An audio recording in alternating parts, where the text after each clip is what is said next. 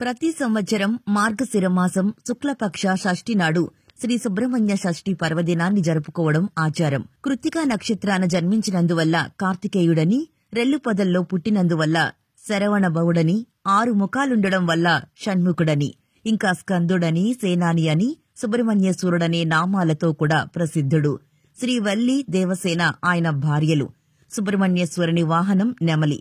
6 ముఖాలతో, 8 భుజాలతో, అపారమైన ఆయుధాలతో దర్శనమిచ్చే కార్తికేయుడు మార్గశిర శుద్ధ షష్ఠి నాడు మాత్రం సర్పరూపంలో దర్శనమిస్తాడు. ఆ రోజు ఆయన్ను సర్పరూపినిగా కొలవడం, షోడశోపచారాలతో పూజించి పుట్టలో పాలు పోయడం వల్ల కోరిన కోరికలు నెరవేరతాయని ప్రతీతి. జాతకంలో కాలసర్పదోషం ఉన్నవారు, కుజ, రాహు, కేతుదశలు నడుస్తున్నవారు, కుజదోషం ఉన్నవారు, సంతానం లేనివారు, వివాహం కానివారు, దాంపత్య జీవితంలో ఇబ్బందులు ఉన్నవారు ఉపవాస వ్రతాన్ని పాటిస్తూ షోడశోపచారములతో అర్చించడం వల్ల సత్ఫలితాలు పొందుతారని, సంతాన భాగ్యానికి నోచుకోని స్త్రీ పురుషులు ఈ రోజున సర్పపూజలు చేసి సంతానం కోసం, శత్రు విజయాల కోసం ఈ స్వామిని మార్గశిర శుద్ధ షష్ఠి నాడు ప్రత్యేకంగా పూజిస్తుంటారు.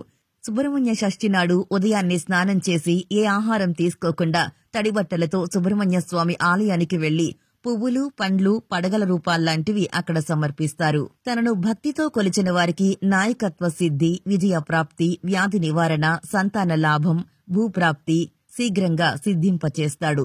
శరవణ భవ అనే 6 అక్షరాల నామమంత్రాన్ని పఠించటం, జపించటం కూడా మంచి ఫలితాలని ప్రసాదిస్తుంది.